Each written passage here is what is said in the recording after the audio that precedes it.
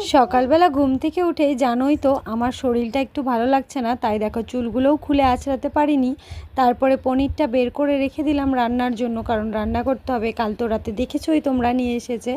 তো তারপরে রান্নাগুলো করে নিয়েছিলাম। পনিরের তরকারিটা করব দেখে হলুদ লবণ মাখিয়ে ওটাকে ভেজে রাখছি, কারণ ভেজে নিলে পনিরগুলো ভালো লাগে খেতে।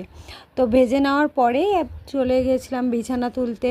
খুব আমার মুখটা দেখে বুঝতে পারছো শরীরটাও খারাপ আর কোনো এনার্জিও নেই, তার জন্য চুলটা অবধি আঁচড়াইনি, ওইভাবেই আছি। রাত্রে যেভাবে চুলটা বেঁধে ঘুমিয়েছিলাম, তারপরে নিজের কাজগুলো তো নিজেকে করতেই হবে না, সেই জন্য বিছানাটা তুলে নিয়ে এবার মেয়েকে স্নান করিয়ে নিয়ে এলাম। মেয়েকে রেডি করিয়ে তারপরে খাওয়াবো, খাইয়ে ঘুম দেবো।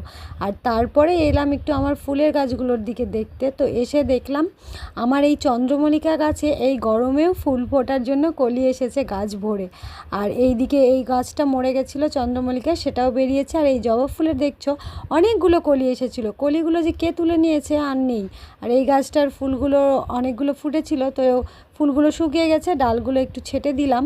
আর তারপরেও একটু লাঞ্চ করে নিলাম। করেই দেখো সোমবারের দিনে আমার বাড়িতে ভোলেনাথ চলে এসেছে একা একাই। তো